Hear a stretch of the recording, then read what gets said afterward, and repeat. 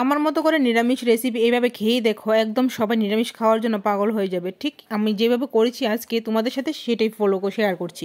তো এখানে ফার্স্টে একটা ফুলকপিকে নিয়েছি, বোটোগুলিকে খোসাগুলি ছড়িয়ে নিয়েছি সব কিছু একসাথে ছড়িয়ে এখন জাস্ট হাত দিয়ে ফোল্ড করে করে কেটে নিব। কিন্তু এখানে আমার ছুরি দা কিছুই লাগছে না ফুলকপি কাটার জন্য।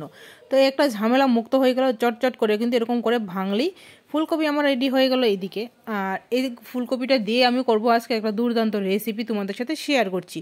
আলু নিয়েছি, নতুন আলু 2টা, এটাকে ভালো করে ফালি করে নিয়েছি, 4 ফালি করে আলুটাকে কেটে নিয়ে নিয়েছি। জল দিয়ে আধ ঘন্টা ভিজিয়ে রাখলাম রেস্টে। এখন এটাকে ভালো করে ধুয়ে চশমানের মধ্যে নুন দিয়ে দিয়েছি, দিয়ে এটাকে সিদ্ধ বসিয়ে দিয়েছি। সেই দিকে আমার বাটি রেডি করে নিই।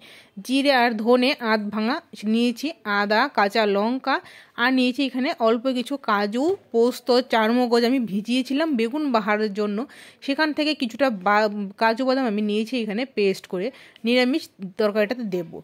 তো বেগুন বাহার কিন্তু আমার অলরেডি আপলোড হয়ে গেছে, তোমরা ইচ্ছা করলে দেখে নিতে পারো, খুব সুন্দর একটা রেসিপি। আর এদিক দিয়ে ফুলকপি আলু আমার সিদ্ধ হয়ে গেছে, কড়াইতে হলুদ দিয়ে দিলাম, দিয়ে আলুটাকে ভাজতে দিয়ে দিলাম, তাহলে আর তেল ছিটাবে না। নুনটা দিয়ে নেড়ে চেড়ে লাল লাল করে আলু কিন্তু আমি ভেজে তুলে নেব। নিরামিষ রেসিপিতে সব কিছু ভেজে নিলে কিন্তু রান্নাটা টেস্ট হয়। মাছের বড়ি নিয়েছি এখানে 15 থেকে 20টার মতো, নিয়ে এটাকে ভালো করে ভেজে তুলে নিলাম লাল লাল করে। এখন কড়াইতে ফুলকপিটাকে দিয়ে দিচ্ছি, ফুলকপিটাকেও সেমভাবে নুন আর হলুদ দিয়ে আস্তে আস্তে নেড়ে লাল লাল করে কিন্তু তুলতে হবে, তাহলে টেস্ট থাকবে দুর্দান্ত রান্নার মধ্যে।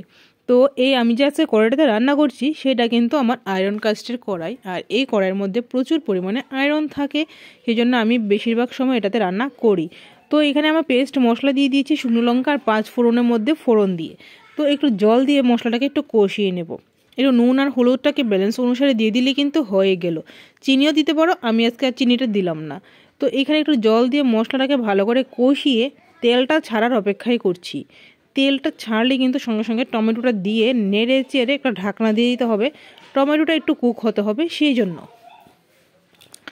ঢাকনা তুলে ফুলকপি, আলু, মাছের বড়ি সবটাই একসাথে দিয়ে দিয়েছি।